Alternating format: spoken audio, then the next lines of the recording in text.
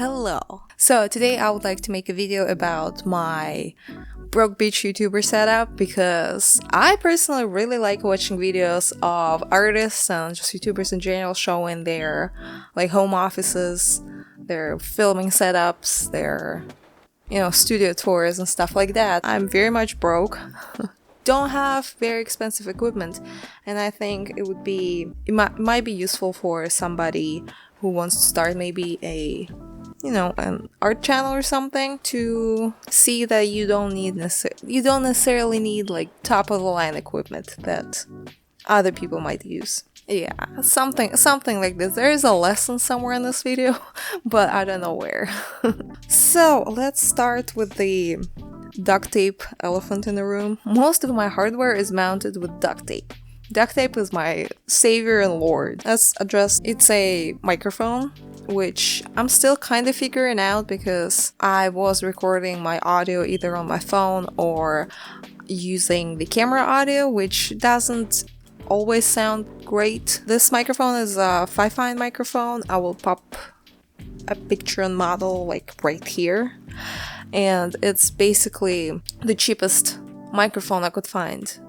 That was plug and play USB microphone and didn't need the phantom power or whatever.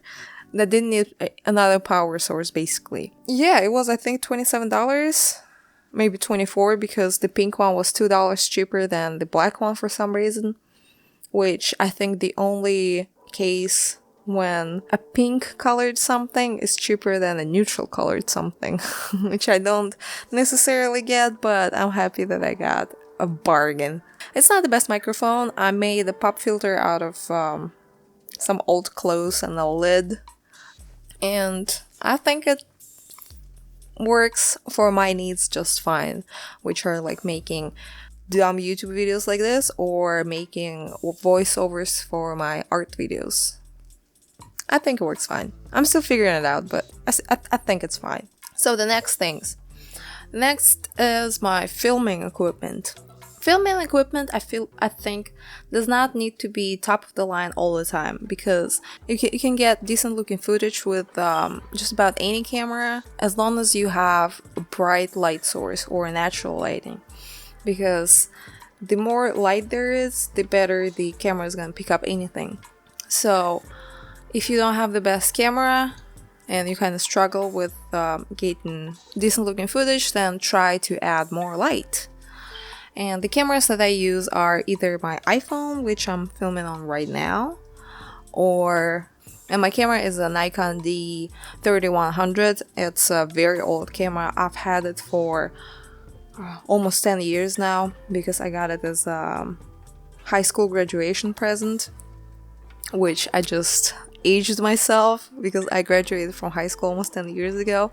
And it's a decent camera. It's not the greatest. It's pretty, like I said, it's pretty old, and by now I'm pretty sure it's been discontinued, but you can snag a used one for about $130 on eBay, I think. That's the price that I've seen last I checked. I'll check again when I'm editing, and I will pop in the price that I found somewhere.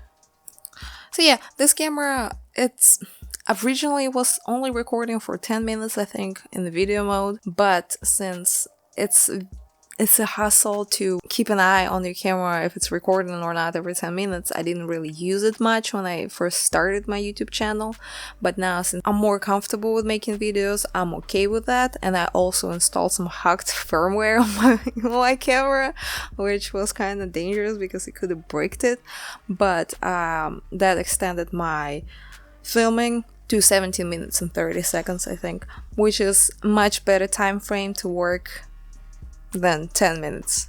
Like, we can agree on that. And that's what I use for my top-down videos, and it's mounted on a tripod that I thrifted for $2. And it's very decent, it's very sturdy, it's very nice. The only problem is that one of the knobs that like raises the tripod top, it rusted off and completely snapped when I tried to use it, but it's fine otherwise. It's kind of leaned against my desk and duct taped to my desk so it doesn't fall because I don't have weights for it. So yeah, that's my traditional art video setup for the most part. My videos are pretty simple because I cannot really do outrageous videos because my laptop won't handle it when I'm editing it. Which brings me to my laptop. It's the Lenovo IdeaPad Yoga 13, I think. So the thing is, I've had this laptop for a long time. Like, I think 5-6 years now. It wasn't top of the line when I bought it because it's not really created for, you know, it's not the gaming laptop. It's not like a creative laptop. It's a, you know, type out a Word document and surf the internet kind of laptop. So it's pretty slow. If you've been watching my videos for a little while, you might remember that I've been complaining about my fans going out, and they have gone out. But I was trying to find replacement fans because I could not afford a brand new laptop in any way, shape or form, to be honest. So I was looking for replacement fans, couldn't find them. So then I went on eBay and started looking on eBay, and I found another broken laptop of the same model for very cheap, and I ended up buying it and kind of Frankensteining a working laptop out of those two laptops, and it's been treating me really nicely. Like, it's been working fine.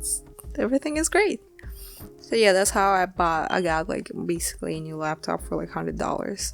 And that laptop, actually, it survived liquid damage in the past because I had dumped a full cup of sweet tea on it. Yeah, that laptop has been through a lot of things, and now I put a lot of video editing on it. So, I don't know, one day it might just explode. So, the lighting.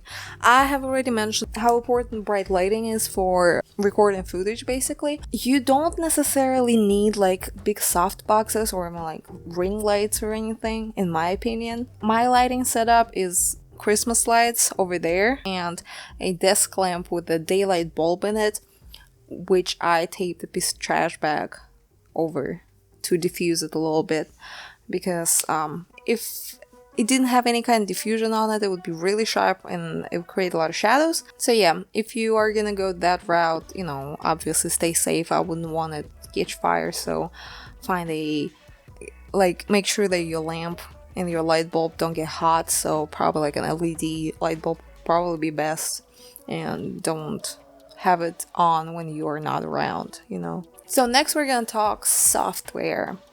So considering how anally Adobe is with their subscription model and everything else, I use mostly open source software. So let's start with the audio.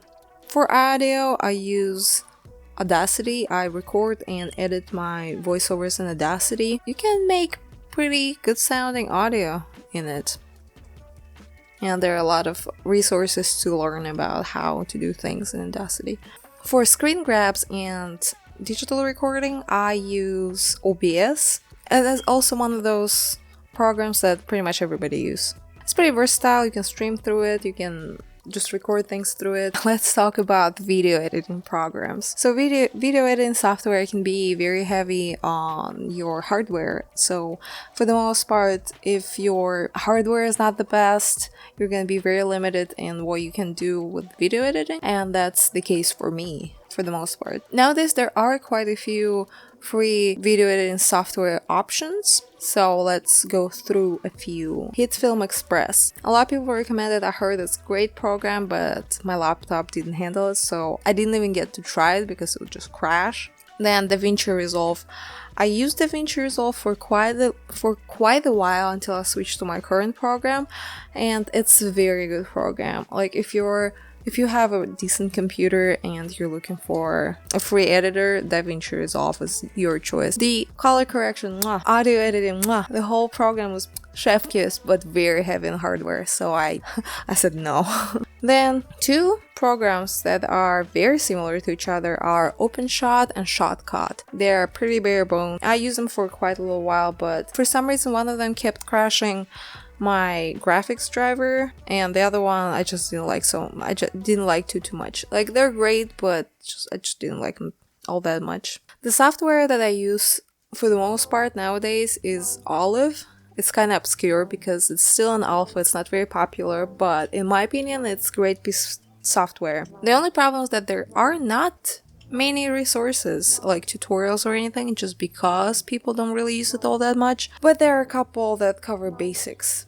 The program itself is pretty bare bones, but it's pretty intuitive, and it has like keyframes, so you can make little simple animations and stuff, and in general it has quite a good variety of different effects that you can add to your footage. And you can do some simple color correction, which I like a lot. So a lot of times the footage that I record on my camera turns out kind of gray and washed out. So I do bump up the contrast and saturation a little bit, just so I don't look dead.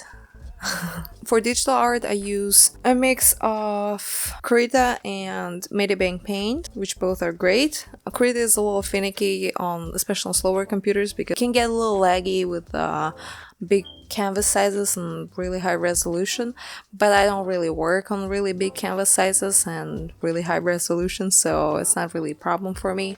But if you do make really like large format artwork, it might be a little unstable and crash. It does have autosave feature that you can configure to save every minute or so you don't lose a lot of progress, but it kind of slows down your art flow when you have to reload it all the time.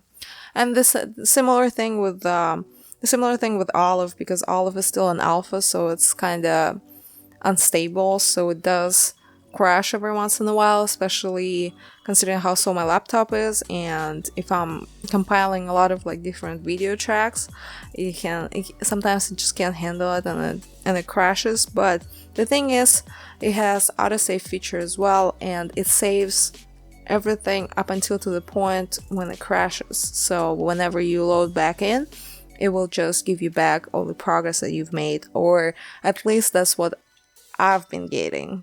Like, I'm not sure, but I have never lost all the progress whenever I was using Olive, which is, pretty damn cool in my opinion. So yeah, that's pretty much it, I think.